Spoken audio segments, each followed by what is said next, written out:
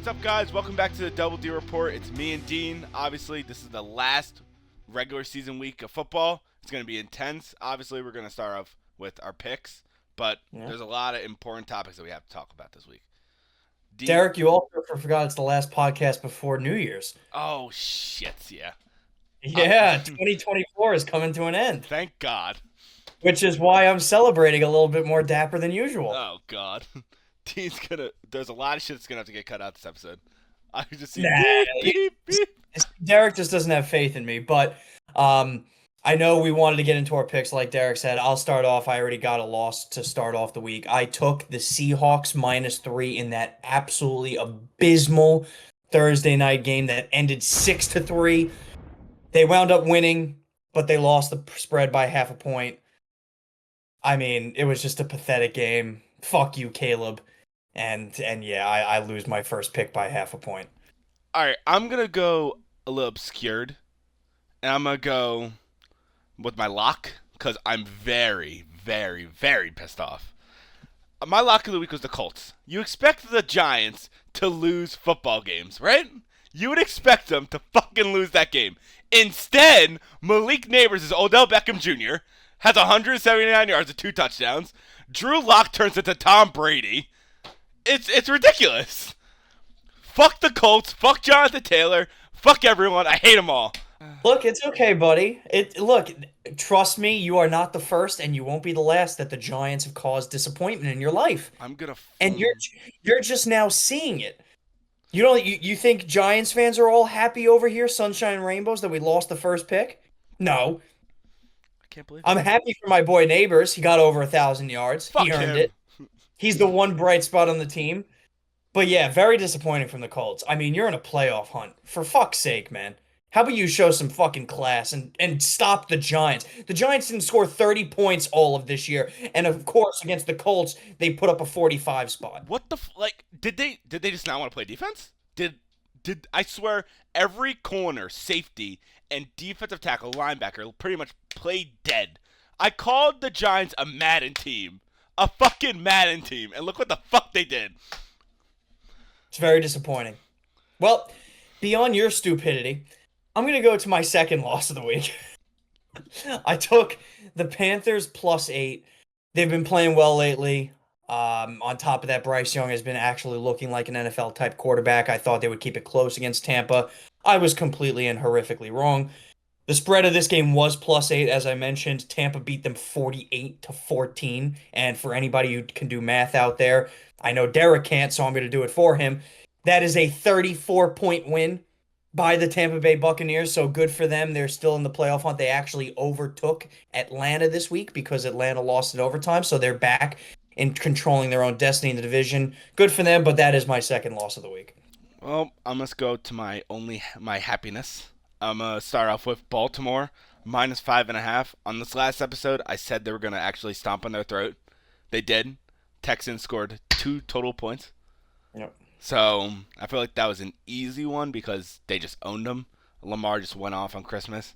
So yeah, that was. I mean, if Houston does not look good going into the playoffs, they may get blown out first round. If I'm being honest, I would not be surprised. Well, you got to think about it. They lost Stephon Diggs and Tank Dell, 2 key players. Dude, those are 2 key players on their team. You can't say it's not. I understand, but Stroud hasn't looked good anyway. So oh no, he's having a shitty sophomore season. But that's for the off-season talks. We can talk about that. Obviously. Gonna go into my first win, which was a good one. I took the Raiders -1.5. New Orleans has been completely depleted on pretty much every offensive aspect that they've had.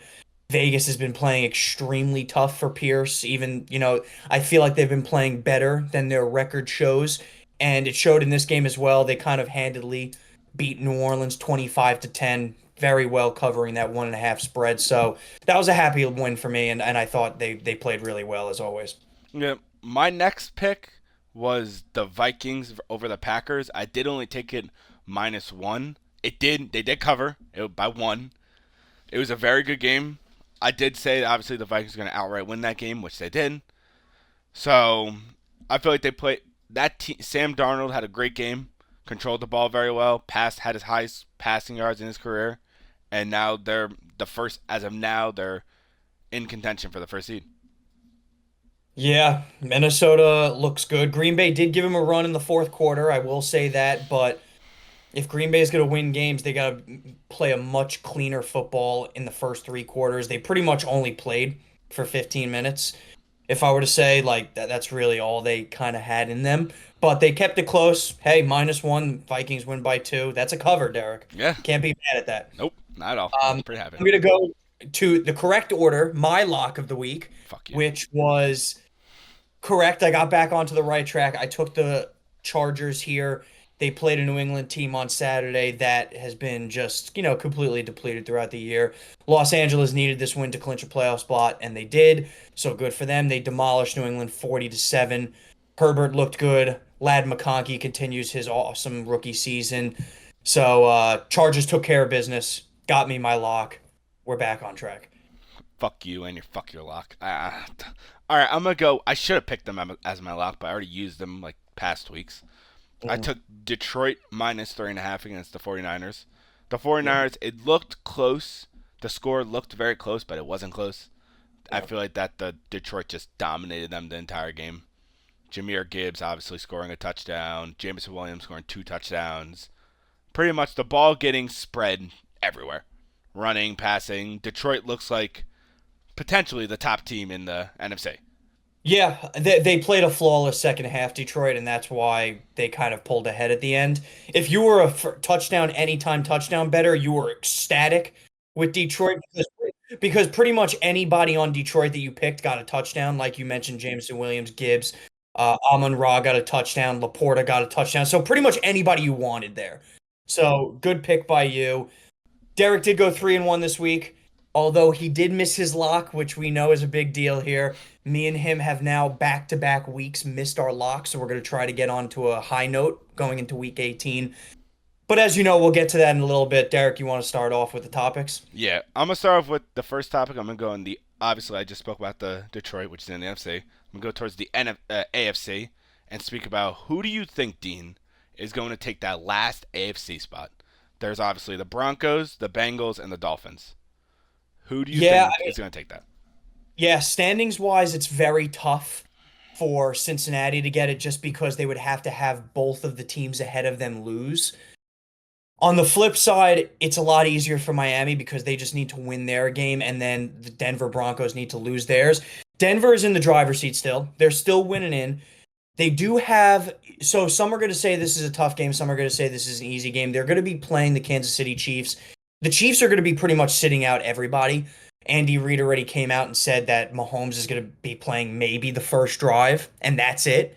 So that's definitely a sigh of relief for Denver. On the flip side of that, Kansas City is still a very good team without Mahomes. Their defense is still one of the best in the leagues. Wentz is not no schlub of a backup. It's not like he's going to be a complete craphead in this game. So if I'm Denver, you still have to go into that game with the tenacity that you want, the tenacity that you need in order to make the playoffs. Because if you look at the other two teams that are going, or that are fighting for you on the back end, the Dolphins are playing the Jets. For all intents and purposes, that should be a Dolphins win. And the Cincinnati Bengals are playing a very tough game against the Steelers. The Steelers already clinched, so they may be going a little easy, but it is still a division game, so there's still animosity there. But to answer, I know it's a long-winded answer. To answer your question, I actually think Denver loses their game, and I think Miami makes the playoffs here. I actually agree with you. I do think that Denver's going to lose that game, even though obviously Mahomes won't be playing. But as what you said, Carson Wentz isn't bad. He's not a bad quarterback to be has a bench, and I think only people who are sitting out is Travis Kelsey and Mahomes. I don't think all the starters are sitting out. I'm pretty sure it's just like the key focal points of the team, like obviously Hollywood Brown, who just came back from injury, all those players. But they could still win that game. Yeah, I mean, look, they want to keep everybody fresh as well because they already clinched the first round bye. So they're going to have a full week off on top of this week for their stars, whoever they want to sit. So Andy Reid's a smart coach. He knows what he's doing. I'm sure there's going to be quite a few starters that are still playing this game. Denver has kind of blown their chance the last 2 weeks. They played the Chargers and they played the Bengals. Both of those games were winning in, and they lost both of them. They haven't been playing a great brand of football. Bo Nix is still looking good, but their defense has really faltered in key times here. And then on the flip side of that, they're just unfortunately being hounded by a team who was a very easy matchup in the last. That's why I kind of think the Miami Dolphins have this one. Don't get me wrong. I don't. I'm not saying Denver can't win this game because it's definitely very winnable.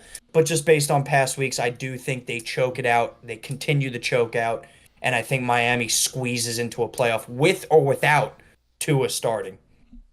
I agree with you. Do you think that the Bengal? What do you think the odds of the Bengals making it are, in your opinion? Do you think it's high or do you think it's low? I mean, like I just said, I think there's a very realistic chance. I actually think there's above a 50% chance that Denver loses against Kansas City. So if I'm Cincinnati, I'm not too worried about that, honestly, because if Broncos win anyway, they deserve to be win, right? It's a win and in. There's no pressure. It's the Dolphins that would worry me. The Jets have nothing to play for. Rodgers is a little banged up. They had a horrific week 17 where they pretty much couldn't get anything going on offense. They scored 14 points against the Bills, and all of them came in the fourth quarter, by the way, when I believe they brought in the backup. So if I'm Cincinnati, look, you go into that game and you try to win, especially because if I'm not mistaken, they're going to be playing on Saturday night. So they're going to be playing before all these other teams. All you got to do is just care for what you got to do. So win that game against the Steelers. And then on Sunday, you'll be sweating out two games. And that's how it works. I do think it's a very long shot. If I'm a betting man, I don't do it. I think, like, if I had to just take a guess on the odds, they're definitely around plus 1,000 just because they need a lot of help. So that's where my mind is at. I think they're a long shot to make it. Out of the three teams, if there's anybody who deserves it, it's them. But they didn't help themselves earlier in the year, so this is the situation that they're in. And it sucks because Burrow has been playing phenomenal. He's arguably in MVP voting, but just because the way their team is, he's not going to be involved in that conversation. Absolutely. No, we spoke about this a couple of weeks ago too, Derek. If he brought them to the playoffs, you had a very realistic conversation with him winning MVP. But they just didn't do the things they needed to do earlier in the year. Their defense really did not help them in the beginning of the year in some very winnable games, and it's hurt them. And look, that's how football works. So two other teams ahead of them have the ability to make it. They're going to need a lot of help. I don't see it happening. That's me I feel personally. like the only way it happens, in my opinion, is if Tua doesn't play that game, because then that game is still a chance of them losing.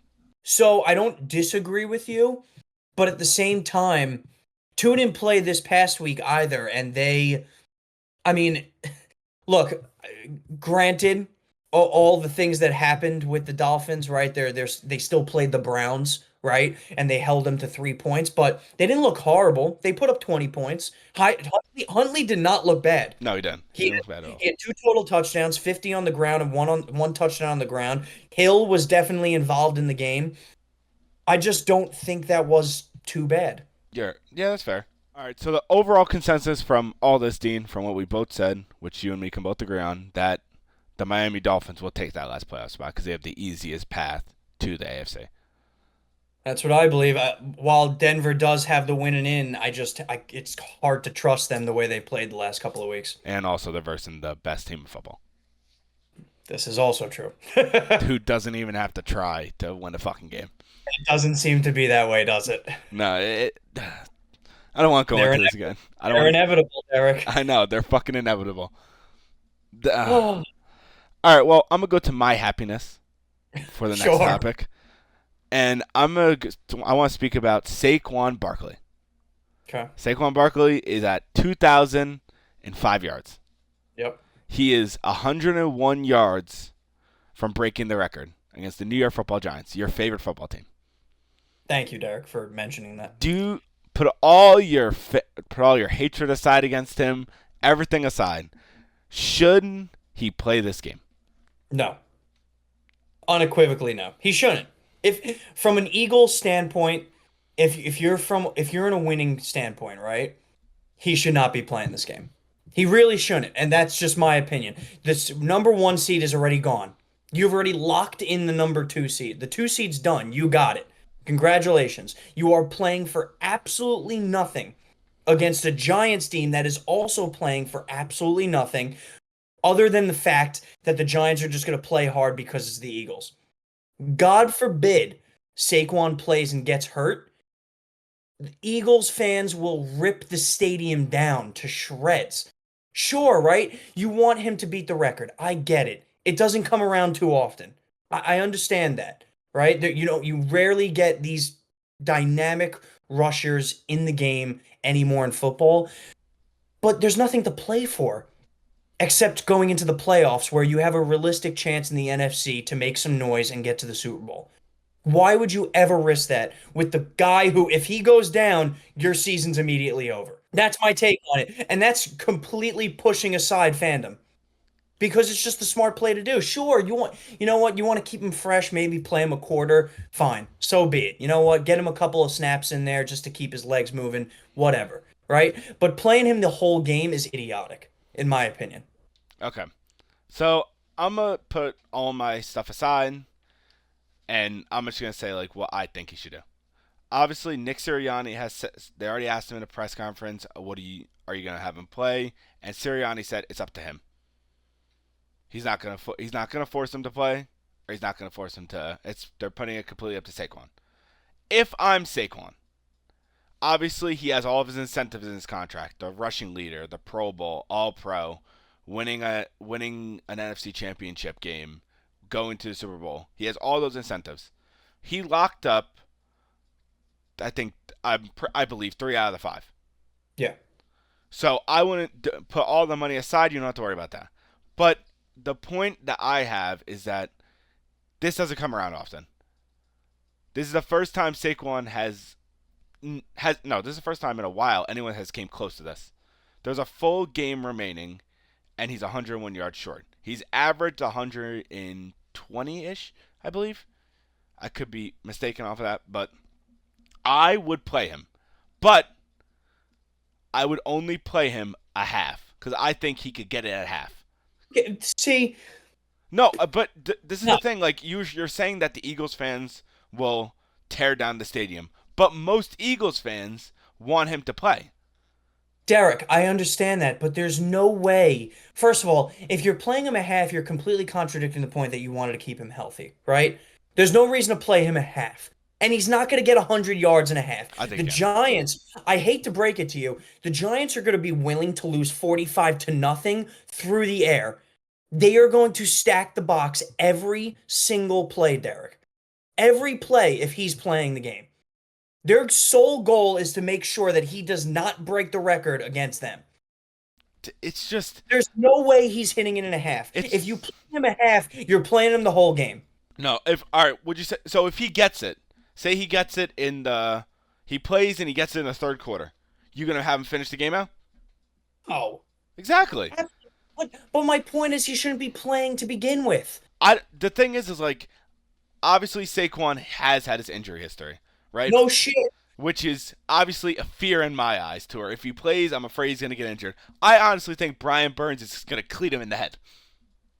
That's another thing. Like my point is the Giants have nothing to play for. Mm-hmm. The last thing they want is a former running back who spurned them in the free agency to break an all-time rushing record against them in the final week of the season.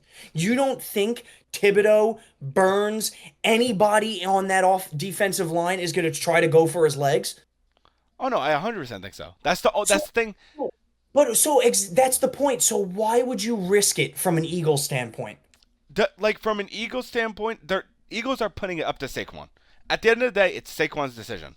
Because Good, and Saquon should say I'm sitting out. Playoffs are more important. A championship is more important. no, but he said this is the thing. Like he said it in his press conference that that obviously I'm here. I didn't come here to just to break a record. I came here to win a Super Bowl. But obviously the record is going to be in the back of his mind to where and there's no way it's not. He's 101 yards short. It's hard for it not to be there. I get it. All right. I understand. He's the ninth running back in NFL history to get 2,000 yards. I think that's an accomplishment as it is enough. You don't have to go. Derek, answer me this as an Eagles fan. He goes down this upcoming Sunday. Your season's over. All right, question. He how what do you mean go down? He could go down with a fucking sprain or something. He's back next week. Okay, he goes down with a high ankle sprain and so not season ending, and he forces himself to come back week one of the playoffs, and he's not 100%. How in this scenario he's either out or not 100% in the playoffs. You're done. You go against the Buccaneers, you're losing. Well, we wouldn't be playing the Buccaneers, but I understand, but I'm saying you go against Green Bay, you're losing. You go against the Rams, you're losing without Barkley. that's the thing. Like, obviously, there's two sides to this. It's like hard for me to decide, but I want him to break the. Me personally, I want him to break the record because it's a massive record. How? Because you're a prick of an Eagles fan who wants him to do it against the Giants. Of course. But If this was against the fucking Jacksonville Jaguars, we wouldn't be having this dude, if it was conversation. against the Jacksonville Jaguars, he would have got it in 2 drives. That's why we wouldn't be having this conversation. No, I think no matter what, we still would have been having the conversation, no matter who No, we played. this should be a non-negotiable. You're not playing. Sit on the fucking bench. Get ready for the playoffs. Well, you know, But it's against the fucking Giants. So that's why people are all up in arms. it's written in the stars, Dean. Him breaking the record against the Giants. You know what? Fuck you. I hope he gets hurt just to prove a point. The thing is like I've spoke to a lot of people about this, and all of them have said the same thing. They said, "I hope he breaks his leg. I hope he can't walk no more." Because there's no smart answer that you can give me on why he should be playing. I know that for a fact. If you're saying he's playing, it's a stupid answer. But I think he should play because obviously these records don't come around often. If he decides, hey, he goes to Sirianni, I want to play, I want to break this record. That's on him. I feel like the Eagles, as like I would say, Jeff Lurie, Nick Sirianni, the offensive coordinator, everyone should not have a decision in this. It should all be on Saquon. Bullshit. I completely disagree. I think it should be only management's decision. They're looking in the best interest of the team. Sure, the player wants to go fucking break the record. But if I'm going after a Super Bowl and I'm the coach, I'm laying down the law, I'm putting my foot down, and I'm saying, get your ass on the bench. Look, we saw it this past week that no matter what you want to say about Hurts, the Eagles could do without him. The Eagles played well with Kenny Pickett, with Kenny fucking Pickett, okay? Saquon is your team. You take him off this team, God forbid he gets injured in this last week. The Eagles, not only did you just lose your franchise player, you just lost the season. You're not winning the Super Bowl without Saquon. So you just forfeited the season for some bullshit record that he should still be happy for because he's still at a 2,000 yard. That's my point. If I'm an Eagles fan, if I'm an Eagles coach, if I'm an Eagles general manager, if I'm the Eagles owner, fuck him. I'm not letting him make the decision. I'm saying sit your ass on the bench. Let's go win a Super Bowl. It's just because the thing is, like, you're saying that, but our head coach wants him to break the record. Because your head coach is a pussy. I can't deny that statement. I really can't. Your head coach sucks ass.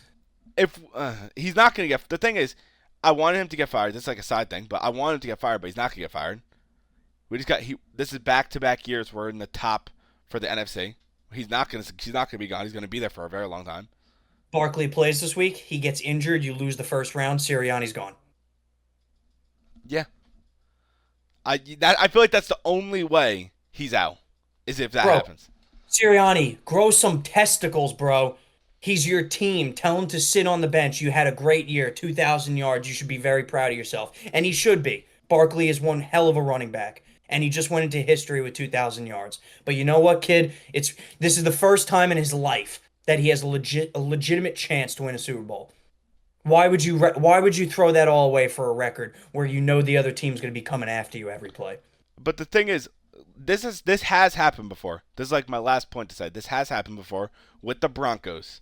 Terrell Davis was, I think he was 100 in, I don't remember the exact number. It was 100 plus yards away from breaking the record. They had the first seed locked up, and they just won the Super Bowl the previous year. Shannon Sharp actually said this on his podcast. They said to Terrell Davis, if you want to break the record, you could play. They had the first seed locked up and everything. We don't even have the first seed locked up. They had the bye. They had the bye, and Terrell Davis played, and he hit 2,000. So I feel like in this scenario only is where you should have the player decide. Because I feel like if you have the coach decide, then for all you know, I don't think it'll happen. But Saquon could be like this. Oh, I want to play. I want to play. I want to play. Sirianni says no, you're not playing. I don't know. It's all types of fucked up. I need more tequila. Yeah, obviously you need Nora tequila because it's possible that the player you guys let up can break the NFL rushing record against you guys. Derek, that has nothing to do with what I'm saying. I know, but I truly mean that. I know. I'm just saying. I just wanted to point at you to just let you know you let him go. Fuck this conversation. Let's move on. Okay. All right. Well, speaking of technically awards, I'm gonna jump to the Rookie of the Year. We have spoke about this in the past. Jaden Daniels and Bo Nix were pretty much our main focal points of the top two. Yep. Do you think Jaden Daniels winning this week solidified his Rookie of the Year? I do. I do. I think this was the final nail in the coffin, especially because the last 2 weeks, while Bo Nix, by the way, has not played bad the last 2 weeks, right? 219 yards, 3 touchdowns, and interception, 263, 2 touchdowns, and no interceptions. The quarterback position is still based on winning, right? You're the one who holds the keys to winning. With you on the team, you can take your team to a win, you can take your team to a loss, right? So Bo Nix completely blowing these chances of making the playoffs potentially, it definitely hurts his odds. And then on the flip side of that, Jaden Daniels is single-handedly pulling his team to victories to solidify a playoff spot, right? So that's kind of where my head's at. They both had very good few weeks. It's just the winning and losing that really gets to me. And then in the same aspect, Jane Daniels' numbers are better in pretty much every category as well. They're close, but they're better in every category. I think Jane Daniels has locked this one up the last couple of weeks. Yeah, I strongly agree with that statement. Obviously, Bo Nix did have his chance. He did. It's not like you're 100% right. He's not playing bad at all. It's just obviously we spoke about this. Their defense isn't playing good. Obviously, Nick's made a couple he has made a couple mistakes these past couple weeks. But hey, he's a rookie quarterback. It's fine. You don't need to win the Rookie of the Year to solidify yourself as a good quarterback. But I feel like the conversation now is over because I feel like the only people who can be spoken about it maybe is Jaden Daniels, maybe Brock Bowers if he has an outstanding. It's like it's hard because in the past, because I've spoken about this a lot. I heavily think Brock Bowers deserves it. Brock Bowers is a very good tight end. He's breaking records. He just broke the single season rookie catch record, reception record. You're not winning it on a 3-win team. You're just not. That's the problem. That's the only problem. Especially when there's two quarterbacks ahead of you that are going to be potential playoff teams. Jaden Daniels ready, and then Bo Nix potentially getting in there as well. So Brock Bowers can deserve it all he wants from a skill position perspective, and he probably is third on that list of players. He just has absolutely no chance over either of the two quarterbacks. Yeah, you're 100% right. It does suck because from my standpoint, I do think he deserves it, but the 3 wins obviously puts into a huge factor because in all these votings, you have to put in wins, how he is on the team, how he makes the team better, all that. But overall, Jaden Daniels, this might be early congratulations, unless the voting is off. But congratulations, because I don't see the NFL or the voting going against them because they're 11-5, potentially going to be 12-5, and they solidified their playoff spot with 2 back-to-back very good wins in tough, both one in overtime and then one against one of the best team in the NFC East. Yeah. I agree. I think Jaden Daniels has this one locked up. Good for him. He's played a hell of a year. So has Bo, to no short of his own. I hope Bo makes the playoffs just because it would be nice to see a couple of rookies in there rather than to a CTE. But we'll see how it goes this last week. Jesus fucking Christ! Why'd you do 2 CTE? Would you? On that note, Derek, would you like to enter our segment of mailbag? Yes, I would like to enter our segment of mailbag. We just got a letter. We just got a letter. We just got a letter. Wonder who it's from. Hey. As always, the last couple of weeks that we've done this, comments, please, people, YouTube, TikTok, Instagram, leave comments on these videos, leave comments on the shorts. We look at them pretty much every single week. Derek is actually going to start responding to you. Yes. He's just a lazy piece of crap. I'm not lazy. Fuck you. You're lazy and stupid. All right, fair enough. But Another question this week we have chosen. This one is from Asher in Boonesboro, Maryland. Asher from Boonesboro, Maryland. Nice to see you, Asher. We're going back to the East Coast on this one. He did start off with saying, love the podcast, love to see what you guys are doing. We appreciate that, Asher. As always, we appreciate all of our fans. He wanted to start it off. I am a die-hard Baltimore Ravens fan. Makes sense coming from Maryland. He said Baltimore has locked it up. They've locked up not only, being the division winner, but also being one of the best teams within the NFL this year going into the playoffs.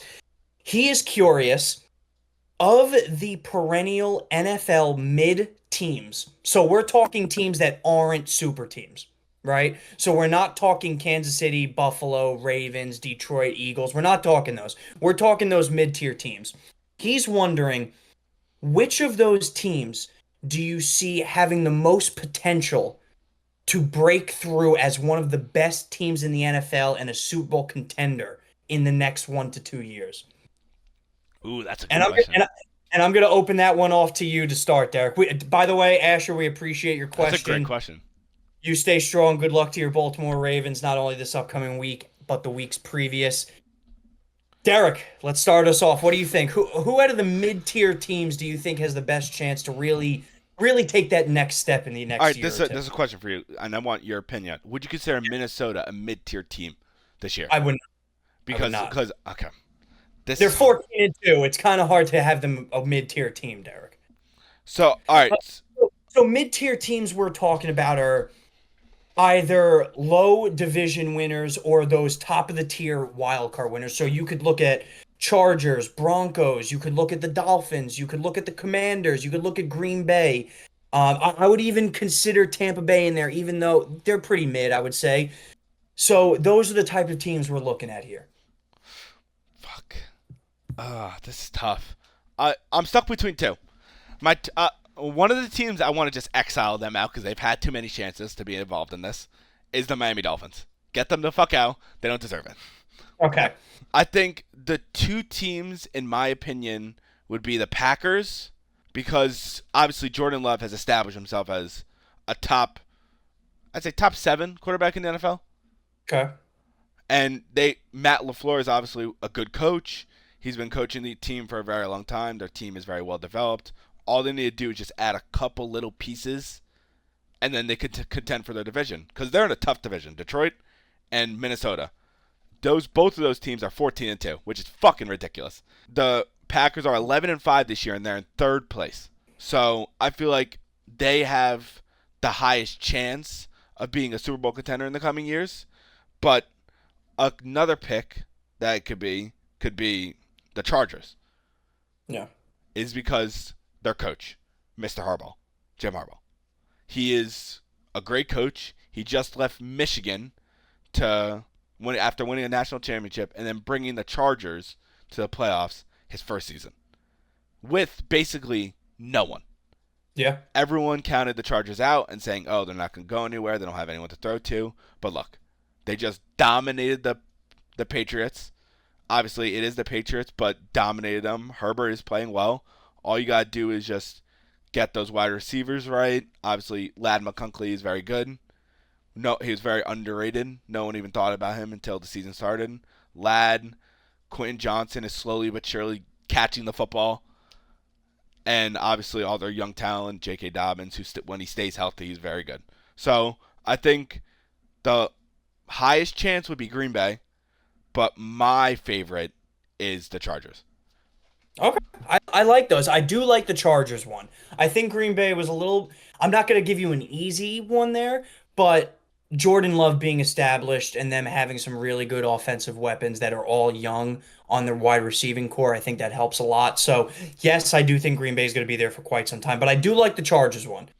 I'm going to go two of my own, right? So there's a few different avenues of thought that I really tried to hunker down on this one. I think one of the obvious ones that is not going to be one of my two is the Commanders because of their young rookie quarterback and what he's been able to do in his first year.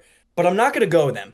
I think my most realistic to win to really vie for a Super Bowl in the next year or two is the Cincinnati Bengals. If they can get 2 or 3 key defensive players this offseason, and that's on top. I'm already assuming that they're going to lock up Jamar Chase, right? I don't think that's an afterthought. With Joe Burrow, that's got to be priority number one.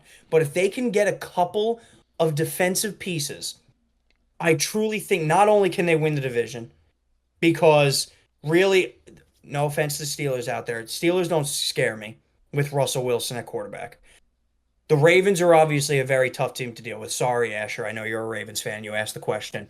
But I do think the Bengals, with Burrow at quarterback, with Jamar Chase, with how great their offense is, they are just a couple of defensive pieces away from really competing for a Super Bowl in the next 2 years. Within the next 2 years, that is. My dark horse, and you're going to like this one, Derek. Okay. You're going to like this one a lot. And this is obvious. This is very dependent on how the next draft goes, who they take as a quarterback. And this is, I'm going to extend the timeline a little bit. I'm going to go 3 to 5 years. The Las Vegas Raiders. I think they have a lot of bones that works for that team. They have one of the best defensive players in the league with Max Crosby. Believe it or not, they seriously do have a top 10 coach in the league, because even though they only have 4 wins, my God, are they playing hard every game. Mm-hmm. They're playing for him. They're not quitting on Pierce. He seems to be right in the mix of things, especially on that side. And then on the other side, they have some pieces on offense. They're obviously missing a very big chunk of it due to a quarterback, right? I don't think Aiden O'Connell's the guy. Gardner Minshew's definitely not the guy. But you have arguably the best tight end in the league, especially moving forward. This is his rookie year, for God's sake, and look what he's done. You have a very good receiver who could be your number one in Jacoby Myers. You need to work on the running back position a little bit. But I think with the quarterback, I think we're making a few moves here and there over the next couple of years. I truly do believe they could be a strong contender in the next 3 to 5. I know that wasn't the question, so I apologize, Asher. So my 1 to 2 years is the Bengals. 3 to 5, I'm loving the Raiders stock. Loving the Raiders stock. I appreciate that one, because obviously they have to rebuild a lot. Yes. Within the next obviously you said 3 to 5 years, they have to do a lot. They have to build, obviously give their future quarterback protection, weapons within those 3 years. I think it's very possible, because you're exactly right. They love playing for Pierce. I don't know what it is, how it is out in when they're practice or whatever, but they love playing for him. They even emphasized, even Devontae Adams before he got traded, he loved him. He actively said, I'm not playing for this team unless he's the head coach. And this is just a young rookie head coach. This is a guy, and a lot of people forget what experiences can do for a man, but this is a guy who won a Super Bowl with the Giants, played under one of the best coaches of all time in Tom Coughlin for the Giants, who actively speaks with him a ton.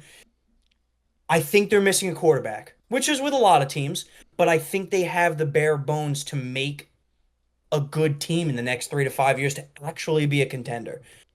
And I'm very impressed with how they played. I mean, not for nothing, they lost by a last-second field goal, right, to the Kansas City Chiefs, to the back-to-back defending champions. So they're playing hard. They don't get blown out of games for a 4-win team.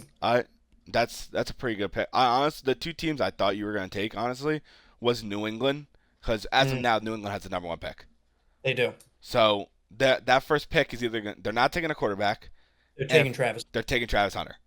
Yeah.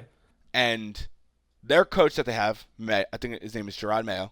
Gerard Mayo. Is, from what I've seen, very good. And Drake He May is. is a very good quarterback too. So He they is. do have the pieces that they have, and maybe with a couple additions in free agency and a couple additions in the draft, they could be back to contending for the division. Yeah, I think the Patriots is a very good one if you look at it from my perspective as well, the 3 to 5 years, because what they truly need is offensive weapons. Mm-hmm. They have pretty much nobody around Drake May. Demario Douglas. Yeah, that's bad. So Travis Hunter would be a great start on that. But then, yes, in the next 3 to 5 years, you're going to have to build that up. They have some key veteran pieces on that team, and Gerard Mayo, you're right, has looked like one of those other young head coaches with Pierce, where his players do enjoy playing for him. So there are some good ones in the next 3 to 5 years. Sorry we went on a little bit of a tangent, Asher. Appreciate the question as always. I hope you're doing well in Maryland. And let me read this one more time. Boonesboro. Never heard of that, but apparently it's a nice small town in Maryland. So good luck to your Baltimore Ravens in the playoffs this upcoming year. Thank you for the question. People, keep commenting. We'll get back at it next week. But yeah, that was another good mailbox. That was Yeah. another good one. Yeah, I honestly like the ones where like we could like deep dive into like the rebuilds, because like last week we had the Travis Hunter question. This week we had the obviously who's going to be contending for a Super Bowl in the coming years. So I like it. I like it. Keeping us on our toes for sure, Derek. Oh, 100%. 100%. Especially because you're stupid and we need your brain to actually get running. But Oh, fuck you. all right, so moving on from the mailbag. Once again, we appreciate all of them, but we're going to go on to one more topic in the NFL that is extremely prevalent this upcoming week, Week 18. You rarely get this in the NFL. A winner gets the 1 seed in the bye, a loser second in the division and gets the 5 seed. That's a lot of parity. Mm-hmm. That's a tremendous amount of parity. We're talking about the Detroit Lions versus the Minnesota Vikings. Prime time, Sunday night, Week 18. Winner gets the bye, loser gets the 5 seed. Huge implications, right? Both of these teams absolutely look stunning in their offensive prowess. Both of them are 14-2. Both of them have dynamic offenses with star players. Gonna start it off with you as always, Derek. Quickly, prediction, who do you think wins this game? I'm going to go bold. I think the Minnesota Vikings are going to win this game. Okay, we're off to a good start, ladies and gentlemen. This is going to be fun. I'm going to go on the flip side and say the Detroit Lions do wind up winning this game. Now we can get into the arguing, the deep dive. Let's hear it there. All right, so I think Minnesota will win this game purely because Sam Darnold is hot. I haven't seen him be this hot ever. Actually, the last time he was this hot was in fucking college. Was when All right, calm down. Your pants are going to come off. No. He's playing. You can't deny for what he started off in his career. He's been playing very well. He is. And arguably the Vikings. Not denying any of that. Yeah, arguably the Vikings have to decide: are we keeping him or are we going to JJ? Because a 14-2 is a big record. But overall, Jordan Addison and Justin Jefferson, 2 key players on that team. Jordan Addison has been playing out of his mind. He's been able to get open, obviously with Jay Jettas being double covered and all, and with obviously Sam Darnold dishing out the ball everywhere. Tight end, Hawkinson, Jordan Addison, Justin Jefferson, Aaron Jones out of the backfield. I feel like their team is very solidified enough to beat them. I feel like they can beat them. Obviously, this game is going to be in Detroit because their previous game was in Minnesota, and it was a close game. I believe it went down to a game-winning field goal. Exactly. Yep. So if it's only a field goal game, one stop, which their defense has been playing out of their mind, can win them that game. So I do think that they do win with my score prediction of 31-24. 31-24. Look at you, even doing a score prediction. Wow, you came prepared for this one, yes, big boy. All right. So I'm going to get into it. I think the Detroit Lions are going to win this one. For some of the similar reasons that you're pinpointing, right? The Lions' offense is one of, if not the best in the league. Mm-hmm. Right? You're talking about how Sam Darnold is hot. I don't know what that makes Goff then. He's on fire. He's a fucking stud, right? And on top of that, he has some great players to throw to. Amon-Ra St. Brown, Jameson Williams, Sam Laporta, Jahmyr Gibbs out of the backfield, right? He's got some really dynamic playmakers on offense. So both of these teams, I think we've established this, they both have very good offenses. Yes. The one thing that'll worry me about the Lions, not only for this game, but then going into the playoffs, is how many injuries they've sustained on defense. But at that same time, it's so hard to bet against their offense that I can't bring myself to do it, Derek. I just can't, right? I think this game is going to be a shootout. I think it's going to be entertaining. I think the stars are going to come out to play. And I think it's going to be a very high-scoring game. So you know what? I'm going to one-up you. I'm going to go into a score prediction as well. My score prediction 41-33. Detroit Lions. That's a unique score.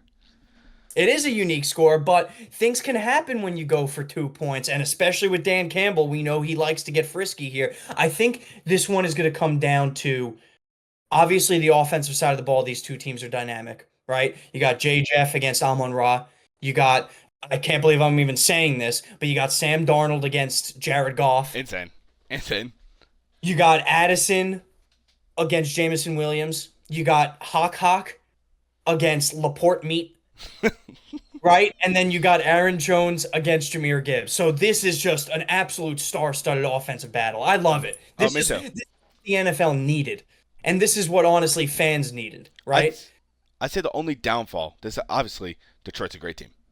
I'm not saying they're not, but the only problem is, which obviously we have spoke about this, is their defense. Yes. If their defense cannot hold up, it's going to be hard for them to, because it depends on who gets the ball first. Say if Detroit gets the ball. No, listen to me. Listen to this. Because it does put into effect. Say Detroit gets the ball first and Minnesota forces a punt, right? Yeah. Then the Vikings get the ball, they go on the field and score. They get the ball at half already. If Detroit's defense isn't starting off good, it's going to be a rough game for them. That's why that plays into factor. Who gets the ball first?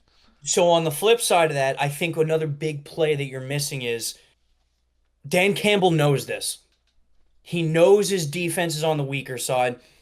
Against the 49ers last night, I think they went 5 for 5 on fourth down. Insane. And they ain't gonna slow down. No.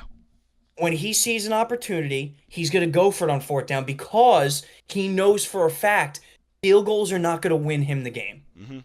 It's gonna be touchdowns. So that's where I feel the difference is going to be because he knows his defense isn't up to par. He knows if this is going into an absolute shootout and they settle for field goals, they're going to lose the game. And that's going into the playoffs too because it's only going to get harder from here. Right? But I think on that same point that I'm trying to make is he's going to do everything in his power to keep his offense on the field for as long as possible and get as many touchdowns as possible. And that's why I'm putting a lot of faith into this Detroit Lions team because their offense is dynamic and they have one of the boldest, big-nutted coaches in the NFL. This game, you're 100% right, is going to go down to coaching.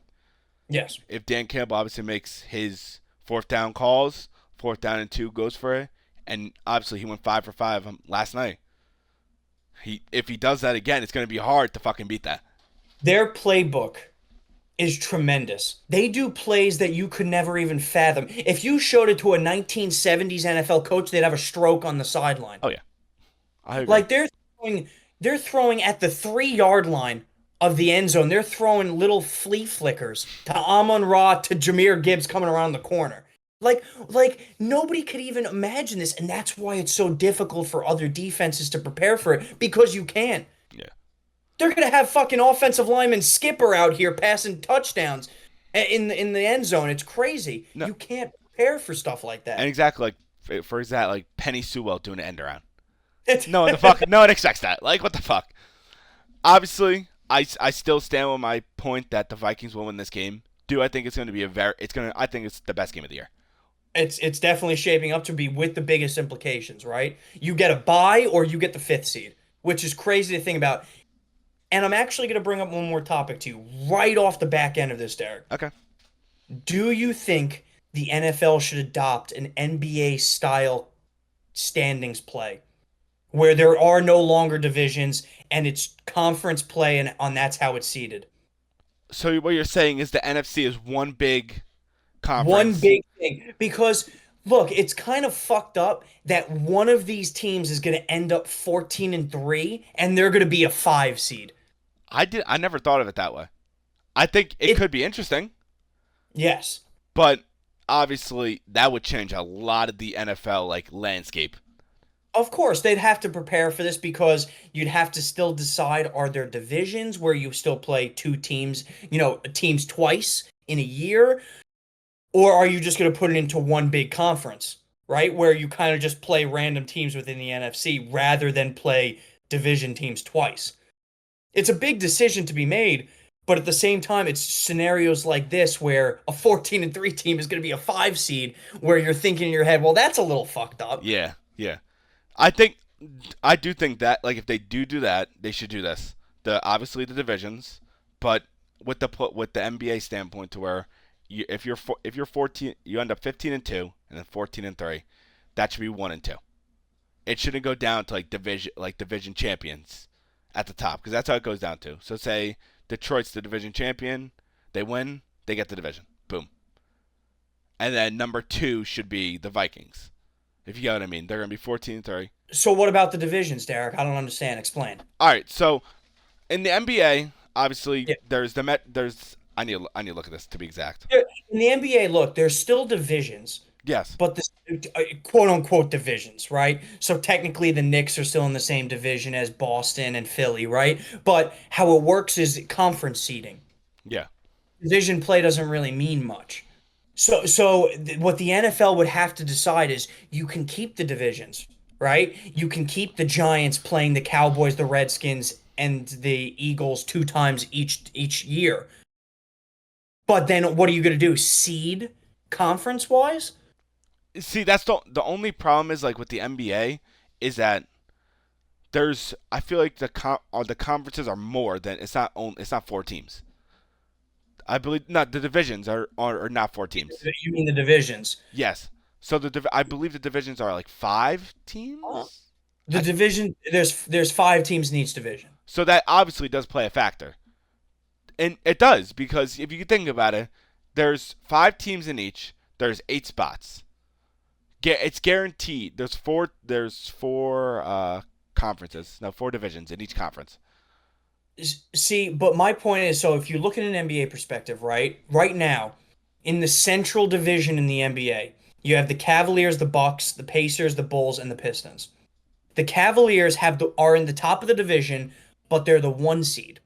But it goes by conference, so then the Milwaukee Bucks, who are second in the division, they're sixth in the conference. So my point being is with the NFL on how they're going to have to work it, do you just completely abolish divisions outright?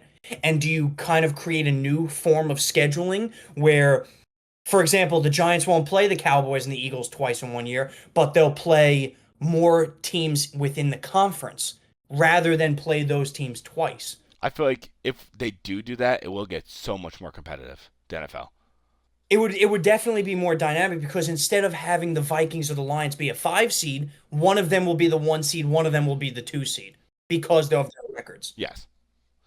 And I think that's more beneficial to the teams too because this has got to suck coming out of this game on the losing side, whoever it is, and you have to play a first round against a division winner because you technically got a wild card spot. Yeah, because so the 5th seed will obviously play the 4th seed, to which they would end up playing. I believe it's Tampa. Right, it would be the worst. The 5 seed would play the worst division winner, which as of right this second would be Tampa. Yes, That is fucking horrible. it's fucked up. Because obviously, if I'm a like, if I'm a Detroit fan, obviously I want home field advantage because that stadium is rocking. But Minnesota, if they lose, they have a great home. Like their fans are insane. Obviously, the skull is ridiculous. But they could, God forbid, fucking have to end up versus the Eagles in the divisional championship. I didn't even think about that point because on this scenario, whoever gets 5, you lose home field advantage throughout the entire playoffs. Exactly. Whereas if we do these conference standings and you get the 2 seed, you're still going to have at least 1 or 2 home games. Exactly. I just think this is definitely a conversation that the NFL could have and should have in the upcoming years. It obviously needs planning. It obviously needs better minds than us. Oh yeah, we're too dumb for that. But I do think it is a point of emphasis, especially with the scenario that we're going to have this Sunday night. Yeah. Well, overall, this game is going to be a highlight. Everyone tune into this game Sunday night. It's the last game of the year because there is no Monday night game. Yep, it's going to be a great one, ladies and gentlemen. If this is what the NFL is. This NFL could not have pictured this any better. Yes. That being said, that'll be where we kind of stop with topics, at least this week. We had some really good conversations. We're going to get into our favorites this week. It is week 18. Derek, Can we end on a high note? I think I will end on a high note. I don't know. Okay. See, this is why I don't like you. We should be teaming up here to have a great last week, but instead, you're a prick. Yes. Do you want to start it off or do you want me to start it off? Yes. It's up. I want to start it off. All right. My first game, I'm going to go on Saturday. I'm going to Okay. go with Asher's favorite team. And I'm taking Baltimore with a whopping minus 17 and a half. Why would you ever take that? Because Dorian Thompson Robinson is fucking god-awful. I think Bro, 17 and a half. I'm risking it. I'm taking 17 and a half. Oh my God, I hope to God you go 0-4 to end the year. I'm not. I think that's my only risky one, honestly. All right. Okay. All right. Um, I'm gonna start it off with a little. I shouldn't even say modest, to be honest, because I'm going similar to you. I'm gonna go with the Tampa Bay Buccaneers minus 13 and a half. Jesus fucking. And you gave me shit for 17 and a half. Because it's different. Tampa Bay's vying for a playoff spot and a division spot, and they're going against the Saints. Come on. All right, well, I'm going to go to my next pick, and it is my favorite team. I'm going to go with the Eagles minus 3. I even think, even if Saquon doesn't play, our bench players will beat the Giants. I hope. I despise everything about you. I despise everything about me too, but hey, it is All what right, it is. well, I'm gonna go. This week is tough, by the way, for anybody looking at these because a lot of people are sitting. A lot of matchups are pretty much kaput. Like a lot of teams are going to be resting their guys because they have no sort of impact on the standings.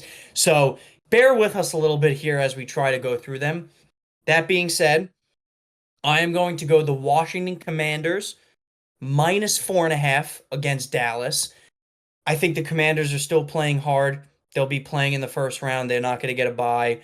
They're not going to get the 2 seed. The Eagles already have that locked up. However, they're going to want to keep into the spot that they're in ahead of a couple of other teams.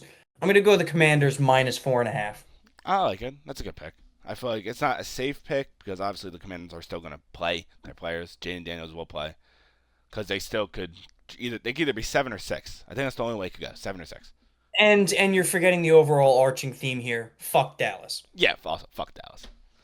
I'm gonna go with my next pick, which is it's not crazy in my opinion. The game means nothing, Mm-hmm. but I would like to say I'm taking the Cardinals minus 4 against the Niners purely because I don't think Brock Purdy might even play this game, and if he doesn't play this game, I don't see them actually putting an offense out there. It's fair. So I think Kyler Murray will have fun this week, and I think they will take that game. Okay, cool. I like it. I'm going to go with a non-favorite in my third and final pick. I'm going to go the Jacksonville Jaguars plus 4.5 against the Indianapolis Colts. The Colts have completely lost any sort of respect in my mind, and I'm going to treat them as such. So fuck them, and I'm taking the Jacksonville Jaguars plus 4.5, and I wouldn't be surprised if the Jaguars win it outright. That's fair. All right, I'm gonna go with my. That was a good pick, Dean. Obviously, I haven't disagreed with you in a while, which sucks. But hey, what can I do? I'm gonna Yeah, go with because the. you have an opinion of your own. All right, shut up. I'm gonna go with a bold lock of the week. I'm saying this because I like the way he's been playing, and I have given him shit before. It is not Caleb Williams. Fuck him. He sucks. He's got awful. I had to emphasize that. He hasn't gotten better. He's still shit. I'm gonna give it to Bryce Young. I'm gonna pick I'm picking Carolina over the Falcons. Wow. Oh my God. Carolina win it outright? Yes.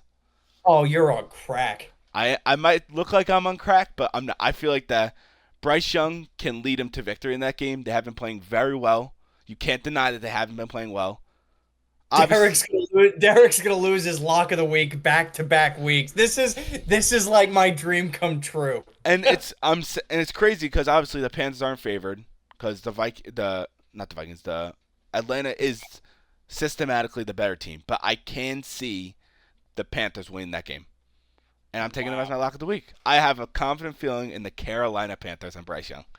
Wow, am I gonna absolutely fucking roast your shit next week? Dean, you better hope they don't win. Holy crap, man. That's gonna feel so good. Oh my, fuck you. Wow. Okay. I mean, if I'm being honest, I don't even know how to respond to that one. That one's just a shocker. I'm gonna go my lock of the week. We talked about it almost, I believe it was the first segment of this podcast. I'm gonna go the Miami Dolphins.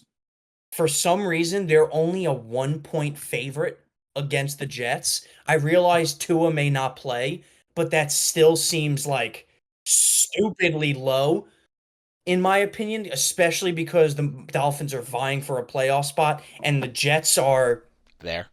well, the Jets. So my lock of the week is going to be the Dolphins here. I think Tua or no Tua, I think they win handedly just because they have to. Yeah. And yeah, that's where I'm going to go for my lock of the week. I purely didn't go with the Dolphins because I already picked them in like it was the past 2 weeks. 2 weeks ago I picked them, but Yeah. that's a good pick because they're obviously fighting for that last spot to where they're gonna want to put everything out there. Like Tyreek Hill will be out there getting a lot of receptions pretty much. Yeah. Well, Dean, we're gonna go after concluding our last and final Week 18 picks. We're going to be going to your favorite segment, Dean. Let me take a quick swig of this really quickly. Hold on, everybody who's out there watching. Hi, Mom. Jesus fucking Christ. Mind you, you almost finished it. But we're going to go to Baller of the week. I would say 3/4 of that stayed in. The rest got cut out. But should I read? no, there's no redoing it because no matter what, it's mind you guys, every single week we use the same exact voice. It's just Dean tries to outdo that one. Well, no shit. I have to outdo it because, I mean, especially this week, I'm looking sexy as always in this suit. Get the So, fuck out of here. would you like to start with Ball of the Week or would you like me to start? I would like you to start. Are you sure? Yes, because I don't think you're gonna take mine. Okay. Well, my Ball of the Week is going to go outside of the sports realm here. It is going to go into, I guess if you were to categorize it into a particular segment, it would be politics. My Ball of the Week is going to be the former 39th President of the United States, Jimmy Carter, who just passed away this past week at the age of 100 years old, which is tremendous.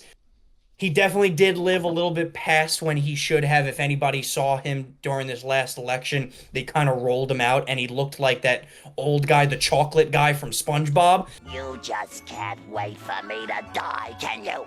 So he should have probably passed away a couple of months ago, if not years ago. However,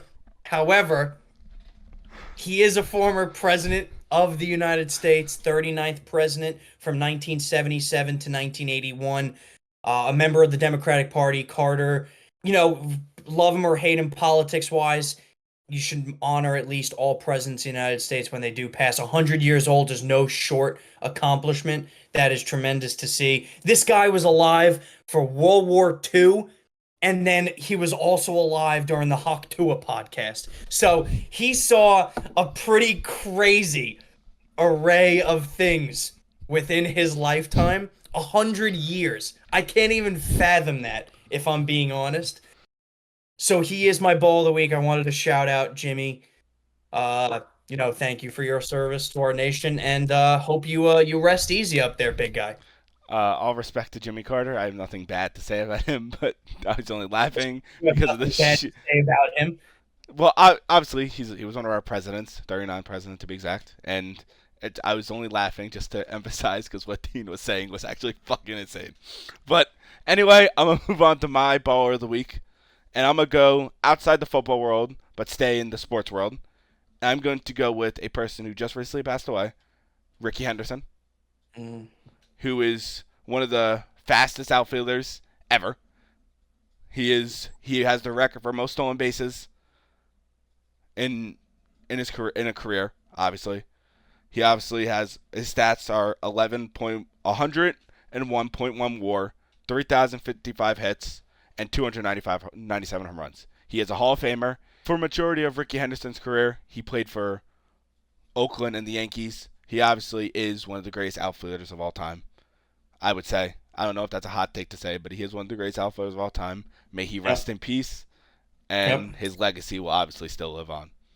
Yeah, like Derek mentioned, one of the greatest baseball players, to be honest, of all time. He really was tremendous. I mean, we're talking about a guy who had 3 times in his career over 100 stolen bases or more within a single season, topping off at 130, which is just unfathomable.